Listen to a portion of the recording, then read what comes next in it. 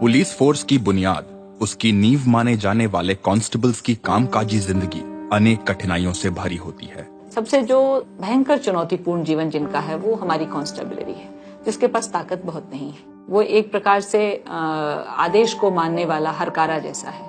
इनके सेवा के नियमों यानी सर्विस रूल्स के तहत इन्हें 24 घंटे ड्यूटी के लिए तैयार रहने की शर्त के साथ ही नौकरी पर रखा जाता है। अक्सर दिन रात की कड़ी ड्यूटी के बाद छुट्टी तो दूर, कांस्टेबल्स के लिए थाने में कुछ देर के आराम, पीने के पानी और शौचालयों का इंतजाम भी नहीं होता। फिर भी उनसे हर तरह के कामों को मुस्तैदी से करने की अपेक्षा रखी जाती है। हमने एक बॉडी को बिल्कुल सड़ी हुई हालत में उतारा था, पेड़ की लटकी हुई को, तो उसमें से इस कदर बदबू आ रही थी कि कोई आम नागरिक उसके नजदीक नहीं जा रहा था जहां पर पुलिस तैनात थी।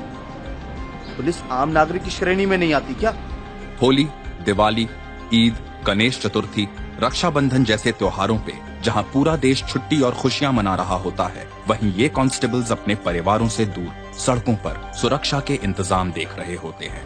कई बार नए भर्ती हुए कांस्टेबल्स को बड़े अधिकारियों के घरों में काम पे लगा दिया जाता है, जहां अधिकारी और उनका परिवार उनसे ऐसे काम करवाता है जिनका पुलिसिंग से कोई लेना देना नहीं होता। जैसे हम लोग यहाँ से डीआईजी बंगले पे गए तो जैसे जाते ही मैम ने बोला, सर मतलब भैया को घुमा ले आओ। मैंने पूछा भैया कौन है, तो बोले कुत्ता बंधा हुआ है ना मोती, इसे घुमा ले आओ। घृणित और लज्जित महसूस किया सर मैंने तो 6 साल ही, और यही दुआ करी भगवान से कि कब इसको छोड़कर दूसरी नौकरी में चला जाऊं। सिर्फ एक कमरे के छोटे मकानों में रहने वाले कांस्टेबल्स के बच्चों को पढ़ने के लिए सड़क के फुटपाथ और लैंप पोस्ट की रोशनी का सहारा लेना पड़ता है। हमारा रूम भी जरा छोटा ही है, घर में थोड़ा तकलीफ होता है पढ़ाई में, आवाज वगैरह, शोर वगैरह।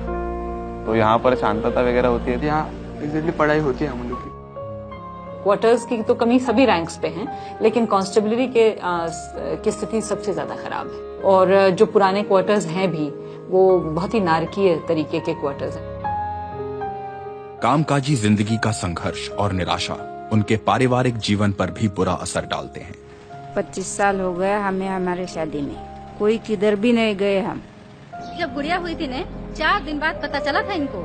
पड़ोस में जो किराए वाले थे उन्होंने फोन करा दी कि आपकी मिसेस की तबीयत खराब है, वो प्रेग्नेंट थी जी उस टाइम। तो उन्होंने कहा कि भैया हम आपको नहीं भेज सकते। मैं कहा साहब मेरी पत्नी तो मरी जाएगी, इलाज कौन करवाएगा उसका? तो बच्चा कमजोर, 2-3 दिन बचने, अब 2-3 दिन बाद ही एक्सपायर हो गया, निक खत्म हो गया। मैंने कई बार देखा है कि छुट्टियां, उनकी सगी माँ की मौत हो रही है, वो नहीं जा पा रही है। यह व्यथा वही समझ सकता है जिसको एक संवेदनशील मन हो।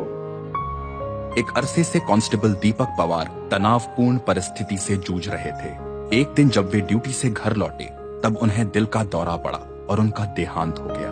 उनकी उम्र सिर्फ 40 साल थी। 8 दिन 10 दिन नाइट ड्यूटी करते थे तो उनको बीपी का और एसिडिटी होती थी। 2-3 बार तो हम लोगों ने जो हॉस्पिटल में उनको एडमिट किया था। अभी घर में भी नहीं है कोई। मेरी सास भी बीमार है, उनका भी खर्चा है। मेरे बच्चे पूछते हैं मुझे, हमारे पापा नहीं है। मैं बहुत दुखिया माँ हूँ। मेरा एक बेटा था, समझा, और छोटा परिवार मेरा कैसा उद्ध्वस्त हो गया।